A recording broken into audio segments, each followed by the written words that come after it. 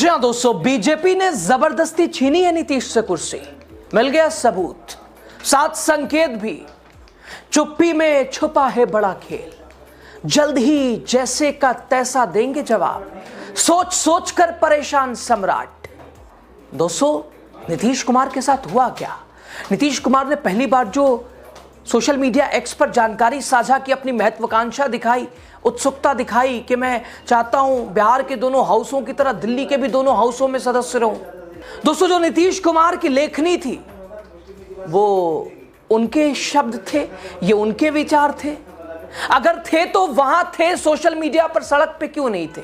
आपको सब कुछ बताएंगे। आखिर वो कौन से संकेत मिले हैं जिससे ये अंदाजा लगाया जा सकता है कि नीतीश ने छोड़ी नहीं है कुर्सी, नीतीश से छीनी गई है कुर्सी।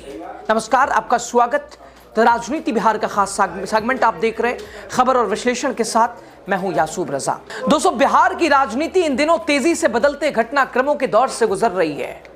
मुख्यमंत्री नीतीश कुमार के राज्यसभा जाने की चर्चाओं के बीच उनकी समृद्धि यात्रा के तीसरे चरण में सुपौल जिले के निर्मली में दिया गया भाषण अब राजनीतिक हलकों में चर्चा का विषय बन गया है।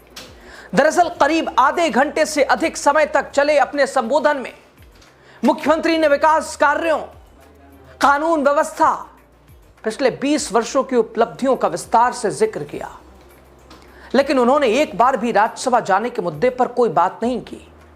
और यही वजह है कि अब यह सवाल उठने लगा है कि आखिर नीतीश कुमार किस तरह का राजनीतिक संदेश देना चाहते हैं। आखिर जब उनका फैसला है तो उन्होंने स्पष्ट क्यों नहीं किया, बताया क्यों नहीं लोगों को कि देखो बिहार के वासियों, बिहार की जनता जनार्दन जिसने मुझे 20 साल बिहार की गद्दी दी, मैं आप सबको आश्वस्त करता हूं कि मैं अब दिल्ली जा रहा हूं। बिहार क्यों नहीं कहा जब फैसला आपका था? दोस्तों, समृद्धि यात्रा के दौरान निर्मली में आयोजित कार्यक्रम में नीतीश कुमार अपने पुराने अंदाज में दिखाई दिए, वो उनका पुराना तेवर। दोस्तों, उन्होंने वर्ष 2005 से पहले के बिहार की स्थिति का जिक्र किया और विपक्ष पर हमला बोला। कहा कि उस समय राज्य में कानून व्यवस्था की हालत खराब थी, लोगों को शाम होने के बाद घर से बाहर निकलने में डर लगता था, समाज में विवाद की घटनाएं ज्यादा होती थीं।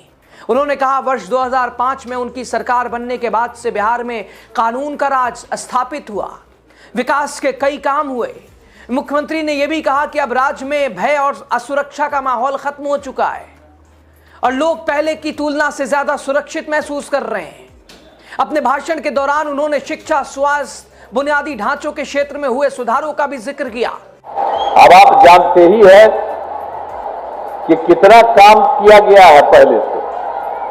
अब आप जानते हैं, आप सब जानते हैं कि हम लोग की सरकार आई 24 नवंबर 2005 को, पहली बार एनडीए सरकार बनी थी। लेकिन आप जान लीजिए, उसके पहले जो सरकार थी तो हम लोगों ने तो बहुत काम किया है।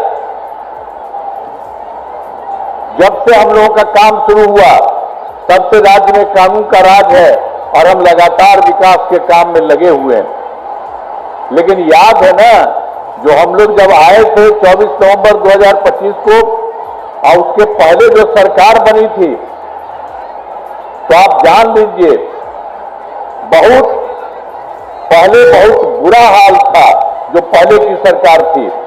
लोग शाम के बाद घर से। तो दोस्तों, नीतीश कुमार ने तो अपनी तारीफ खूब की, खैर करनी भी चाहिए, काम तो किया है, बदला है बिहार को। लेकिन उस वक्त की तुलना में आज बिहार बदल गया क्या? क्या कानून व्यवस्था सुधर गई? क्या अपराध कम हो गया? क्या शिक्षा का स्तर बेहतर हो गया? क्या स्वास्थ्य सुधर गया? स्वास्थ्य व्यवस्था सुधर गई? क्या पलायन रुका? क्या रोजगार मिला? तो किस चीज की तारीफ कर रहे हैं साहब? जा रहे हैं दिल्ली, जाइए, आपका फैसला हो या बीजेपी का हो। उस वक्त बिहार में क्या था, आज क्या है, आप देखिए ना। हाँ, बदला जरूर है बिहार, लेकिन नीट छात्रा, आप कह रहे हैं कोई निकलता था जी रात में, तो नीट छात्रा हॉस्टल में थी अपने, आज तक इंसाफ नहीं मिला। आए दिन पूरी लिस्ट है, फहरिस्त है, कितनी बच्चियों के साथ इस तरह की घटना घटी। अपराधियों का हौसला बुलंद है। कानून, एनसीआरबी के आंकड़े उठाइए ना, पता चल जाएगा बिहार की हकीकत क्या है। फिर सुशासन बाबू किस चीज का जिक्र कर रहे हैं। और फिलहाल राज्यसभा जाना था, फैसला ले लिया है जाने का, छोड़ दिया है कुर्सी, बता देते क्यों जा रहे हैं। ये क्यों नहीं कहा कि भाई राज्यसभा जा रहे हैं, फैसला क्यों लेना पड़ा, इसका जिक्र क्यों नहीं किया साहब आपने। दोस्तों, करीब आधे घंटे से ज्यादा समय तक भाषण पुराने अंदाज में, लेकिन राज्यसभा जाने को लेकर एक भी लफ्ज नहीं, एक भी शब्द नहीं, जबान नहीं खोली मुख्यमंत्री नीतीश कुमार की। समझ तो आ रहा है कि भाई क्या वजह है। 5 मार्च को हाल ही में उन्होंने राज्यसभा के लिए नामांकन किया है और इतनी लंबी चौड़ी पोस्ट कर दी सोशल मीडिया पे। मैं चाहता हूं दिल्ली के हाउस, संसद, दोनों सदनों में, राज्यसभा में भी जाऊं, लोकसभा में तो रहा हूं। बताइए मुख्यमंत्री, अगर बात होती कि साहब आइए आपको होम मिनिस्ट्री दी जा रही है, आपको रक्षा मंत्रालय दिया जा रहा है, तो एक बात बनती, डिप्टी पीएम तक भी ठीक था। लेकिन न जाने किस लालसा में साहब चले गए, खुदा ही खैर करे और क्या कहें। दोस्तों, राज्यसभा के लिए नामांकन करने के बाद 6 मार्च को मुख्यमंत्री आवास पर जनता दल यूनाइटेड की बैठक हुई। बैठक में खूब विरोध हुआ, खुद पार्टी के कार्यकर्ताओं ने ही नाराजगी जताई। मुख्यमंत्री ने सभी को आश्वस्त किया कि परेशान मत हो, मैं हूं ना। तो तब किया तो आज क्यों नहीं किया। जब यात्रा पे निकले आधा घंटा बोला, कह देते ना कि मेरे बिहार की जनता मालिक हैं आप, हमको दिल्ली जाना पड़ रहा है, परिस्थिति ऐसी बनी है। आज साहब की जबान से कुछ नहीं निकला। तो 2005 से पहले का बिहार याद पड़ा। तो अंतर आप ही बताइए, उस वक्त और आज में है क्या अंतर। उस वक्त जंगल राज आप ही बता रहे हैं, तो आज मंगल राज। इस तस्वीर आए दिन उठा के देखिए बिहार की, ये कहते हुए कि बदला जरूर है बिहार। तो दोस्तों, कुल मिलाकर अब तो नीतीश कुमार के बेटे भी राजनीति में आ गए हैं, नीतीश कुमार भी यात्रा पे हैं, तो दिल्ली भेजने की कोशिश तो वो भी दिख रही है। साहब तो बिहार ही में पैर जमाए रहे हैं और दूसरे जाने को लेकर बता भी नहीं रहे हैं, झूठी तारीफ ही अपने बटोर रहे हैं। खैर दोस्तों, बिहार की राजनीति में फिलहाल कई सवाल हवाओं में, फजाओं में तैर रहे हैं। आखिर नीतीश कुमार के दिल्ली जाने के पीछे की वजह, किस भूमिका में वो आएंगे।